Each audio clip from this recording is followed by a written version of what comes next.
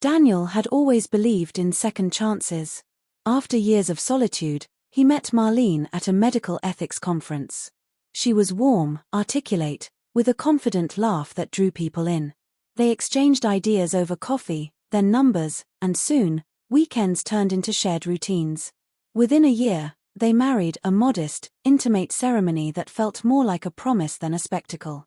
Marlene had a 7-year-old daughter named Layla from a previous relationship.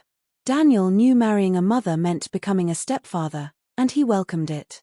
He bought stuffed animals he thought she'd love, read fairy tales with exaggerated voices, and picked her up from school even on days he wasn't asked to.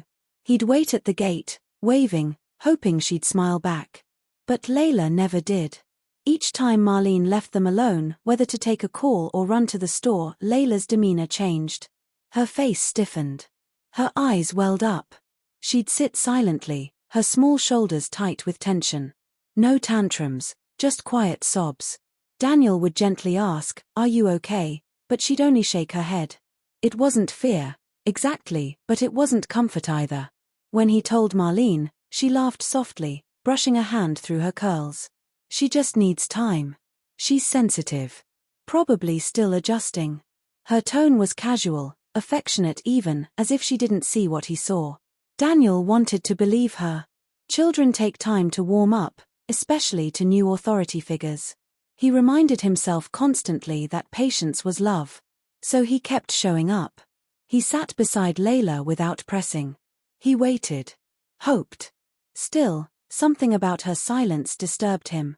It wasn't the kind that spoke of stubbornness. It felt heavy, like a secret trapped inside a small body, struggling to stay quiet. But Daniel kept that to himself. After all, the marriage was young, and parenting didn't come with instruction manuals. Maybe tomorrow would be different. Maybe next week, she'd laugh at one of his silly voices.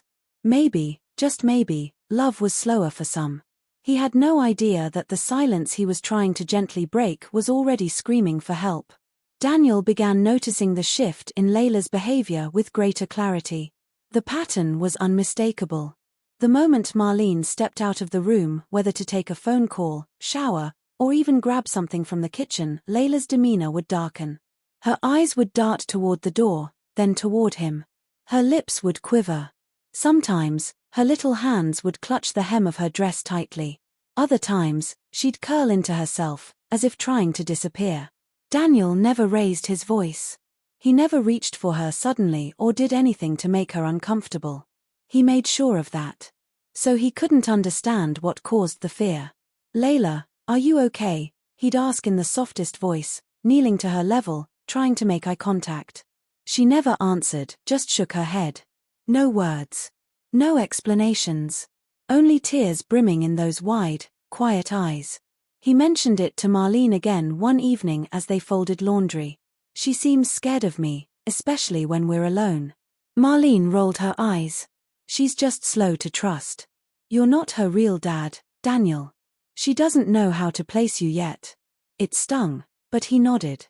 Maybe she was right. Maybe he was overthinking. Still, the scenes kept repeating. One minute, Layla was calm with her mother in the room. The next, she was tight-lipped and tearful. Daniel's friends told him to be proud of the effort he was making. "You're doing more than most would," they'd say. "Step-parenting isn't easy, man. You're lucky she's not throwing tantrums or screaming."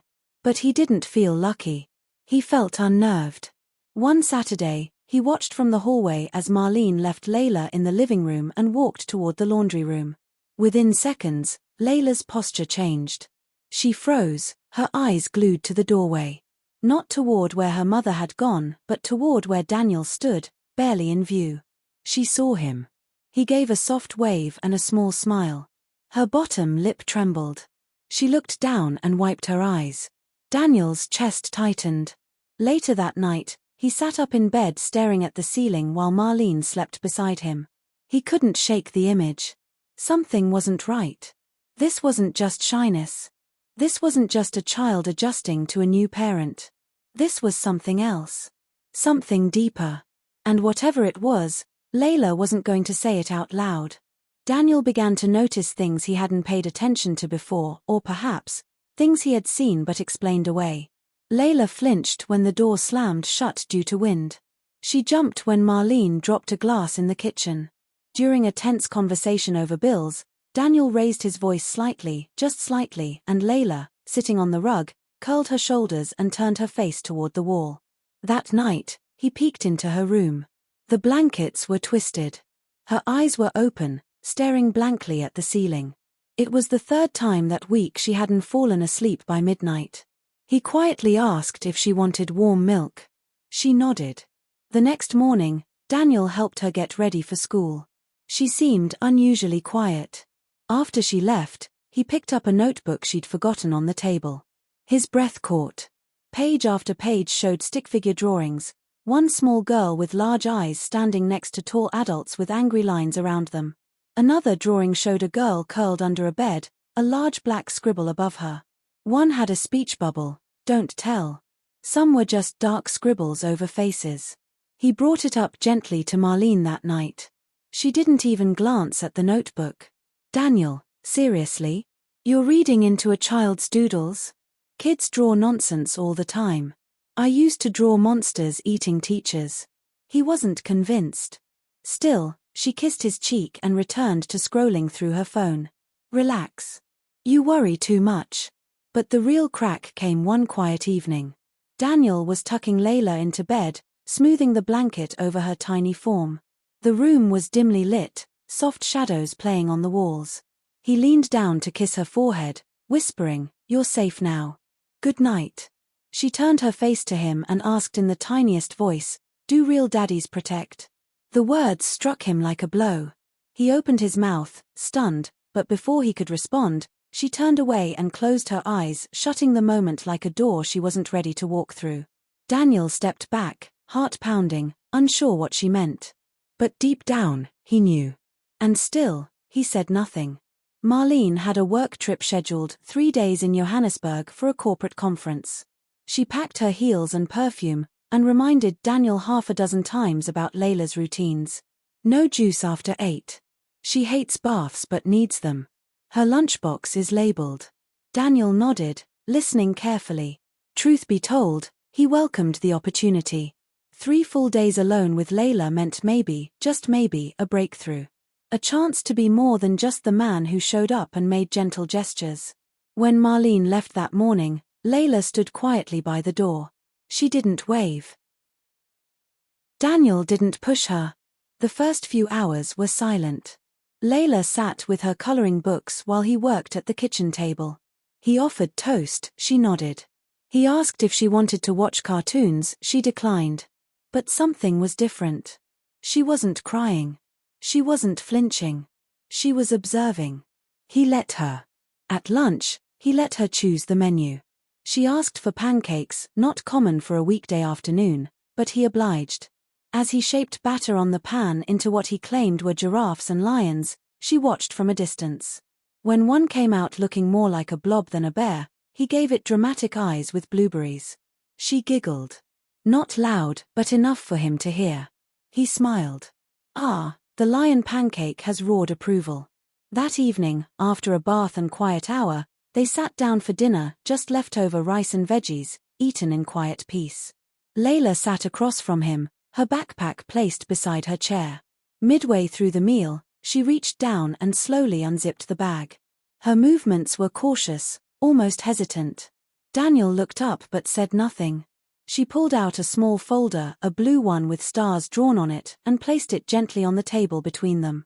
"Daddy," she said softly. Daniel froze.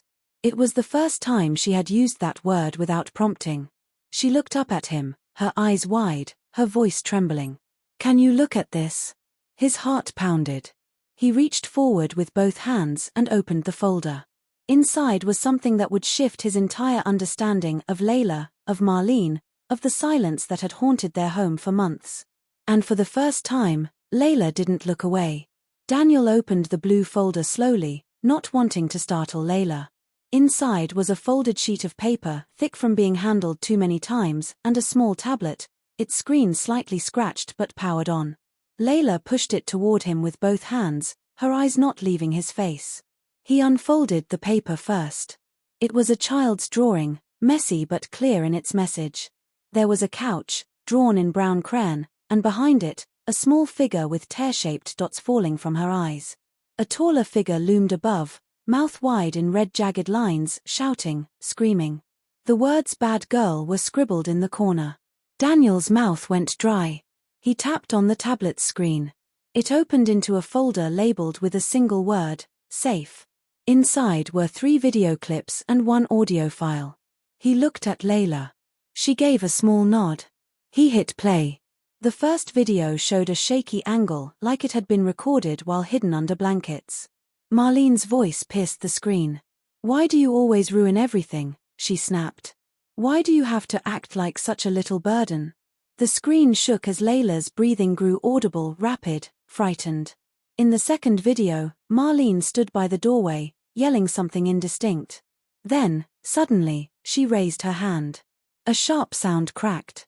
Layla whimpered, though the camera had tilted away. Daniel's heart lurched. He knew that sound. A slap. The final file was audio only. Marlene's voice, quieter this time, but cold, chillingly cold. "If you tell him," she said, "I'll make sure you're taken away. You'll be gone. Do you understand? No more toys, no more home. I'll tell them you're broken. They'll believe me. They always do." Daniel sat frozen, his fingers digging into the wood of the table. Layla stared at the table, her tiny shoulders rising and falling with shallow breath.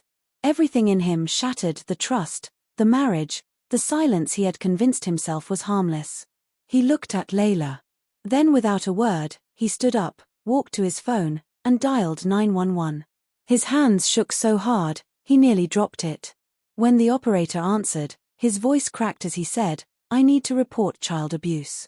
My stepdaughter is not safe." The flashing red and blue lights outside their home lit up the living room walls like a storm. Daniel opened the door, pale and quiet, as 2 officers stepped in. One of them knelt to Layla's level, speaking softly, kindly. The other asked Daniel for the folder and tablet. Without hesitation, he handed everything over. They asked questions. How long had he suspected something? When had he found the materials? Had he ever witnessed anything himself? Daniel answered everything honestly, hands still trembling. He felt numb, as if watching himself from outside his body. He couldn't stop glancing at Layla, who now sat curled on the couch with a female officer beside her. When the Child Protection Services worker arrived, her face was gentle but serious. She sat with Layla for nearly an hour. The girl spoke in soft, uneven sentences, barely above a whisper, confirming what the videos hinted at. She nodded when asked if the voice was her mother's. She described where she had hidden the tablet. She admitted that the folder had been packed in her school bag just in case. CPS made a call. Daniel stood beside Layla as they explained what would happen next. "You'll stay with Daniel for now," the social worker told her. "We just want to keep you safe while we work things through. Is that okay?" Layla reached out and grabbed Daniel's sleeve. The next morning, Marlene was arrested at the Johannesburg airport as she returned from her conference. A photo surfaced online, her being led away in cuffs, hair tousled, confusion on her face. The media had already caught wind of the case. Headlines swirled. Cape Town stepfather uncovers child abuse just in time. 7-year-old's secret folder sparks police probe. Daniel was called in for further questioning the next day. They had to be sure. He understood. He was exhausted, but compliant. He answered every question, allowed access to his phone, his computer, even Layla's bedroom. 2 days later, they called to inform him he was cleared of any wrongdoing. Later that evening, CPS called again. They had reviewed everything. Background checks, home visits, Layla's testimony all pointed to one thing: Daniel was her safest option. "You've been granted temporary custody, effective immediately," the caseworker said. "We'll revisit in a few weeks, but for now, she stays with you." Daniel looked at Layla across the room as she watched cartoons on mute, her head leaning on a stuffed toy. He didn't feel victorious. He felt responsible. Fiercely so. The silence from Marlene's side of the family didn't last long. Within days of her arrest, Her parents and two older sisters took to social media, posting lengthy captions accusing Daniel of betrayal. They claimed he fabricated the evidence to break up the family. That he never truly loved Marlene. That he was trying to steal Layla. Daniel didn't respond. But the internet did. Some people hailed him as a hero, the man who stepped in when no one else would. But others, fueled by the family's narrative, accused him of seeking attention, or worse. Comments poured in beneath news articles. Anonymous accounts called him a liar. A few sent threats. Some even claimed Layla had been coached to say those things. Daniel quickly shut down his social media accounts and changed his number. But the damage lingered. Every time the doorbell rang, he tensed. Every time Layla asked, "Why are they saying bad things about you?" he felt his heart twist. He didn't know how to explain internet cruelty to a child who was still relearning safety. To protect them both, Daniel packed up their lives and moved to a smaller coastal town 3 hours away. No fanfare. No goodbyes. Just quiet escape. The house he found was modest, a 2-bedroom place near the sea, with space for a garden. He let Layla pick out new curtains for her room, in soft lavender. She painted seashells and taped them on her walls. He didn't enroll her in school right away. Not yet. Instead, he bought workbooks, paints, flashcards, and storybooks. Mornings were spent learning math. Afternoons were reading or walks on the beach. They built driftwood sculptures. They watched birds. They baked cookies. Daniel began to see her face soften. But the real shift came when therapy started. He found a child psychologist in town, a kind woman with warm eyes and a therapy dog named Maximum. Layla clung to Daniel the first session, but by the third, she walked into the room on her own. She still had nightmares. She still sometimes woke up in tears. But now, she had words. Now, she had a hand to hold. Now, she had the space to rebuild without noise, without judgment. Daniel wasn't sure what came next. But for now, he'd given her peace. Layla's healing was not sudden. It unfolded slowly, quietly, like the tide washing away sharp stones, smoothing them over time. In therapy, she began by drawing the usual shadows, dark shapes, anxious faces. But one day, Daniel noticed a small yellow sun in the corner of her sketch. Then another drawing, this time of a stick figure with brown hair and a smile. Max the therapy dog was in the background, tail wagging. She said, "This one's about a good day," the therapist whispered to Daniel after the session. He nodded, heart swelling. It was small, but it was everything. At home, the lightness grew. She giggled, actually giggled, when Daniel tried to braid her hair for the first time. He fumbled with the strands, twisted them unevenly, and held them up like they were trophies. "A perfect disaster braid," he joked. She laughed so hard, her nose scrunched and eyes sparkled. It became a routine, terrible hair day Tuesdays, she called them. One night, after dinner and story time, Layla paused at the bedroom door. She held her pillow and glanced up. "I think I can sleep alone tonight," she said softly. Daniel blinked. "You sure?" She nodded, then gave him a half hug. "Just leave the door a little open." He did. And that night, for the first time in months, she didn't come into his room once. A few mornings later, while eating cereal, she looked at him and said, "Dad, can we go to the beach later?" The word settled into the air gently, like it had always belonged. Daniel didn't react immediately. He didn't want to make it a moment of pressure. But inside, something cracked open, something grateful, something deeply moved. He only smiled and said, "Of course." That afternoon, as they walked along the shoreline, her hand slipped into his, no hesitation, no fear. It wasn't something he earned with grand gestures or constant questioning. It was trust built from silence honored, from presence given freely. She had chosen to call him Dad.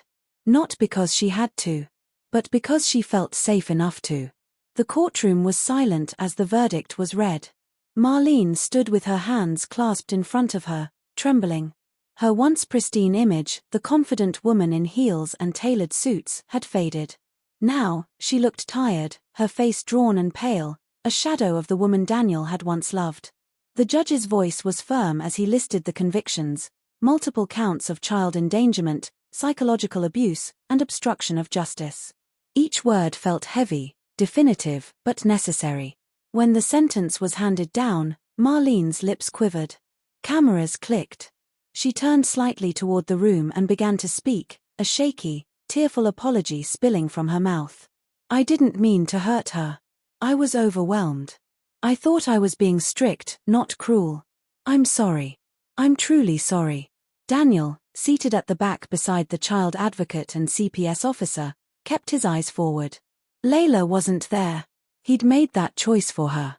She didn't need to see her mother's performance, didn't need to hear guilt dressed as regret. When asked later if she wanted to watch the recording, Layla shook her head. "I already know what her voice sounds like," she whispered. Daniel was called forward during the final session. He stood calmly, answering the judge's questions, recounting the steps he took, the moment he made the call, and how he had cared for Layla since. The judge nodded thoughtfully, then said, "This court commends you for your restraint, your diligence, and your commitment to protecting this child. Too often, cases like this go unnoticed or are dismissed. Your actions, though difficult, were right."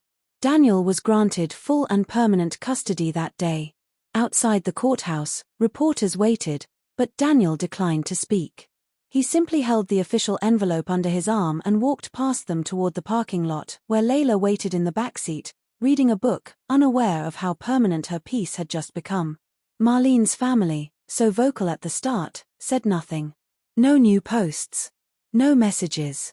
Silence, finally, from the corner that once roared. That evening, as Daniel tucked Layla into bed, she asked, "Did they believe you?" He smiled softly. "Yes. But more importantly, they believed you."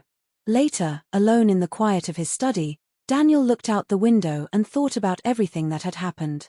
The marriage. The confusion. The weight of silence. The day he made the call. He didn't feel victorious.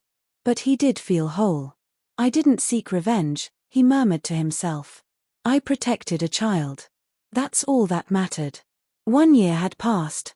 A full year of slow mornings, gentle therapy sessions, beach walks, and trust rebuilt one bedtime story at a time. Daniel stood in the family courtroom once more, but this time, it wasn't for defense or testimony, it was for something whole, something healing.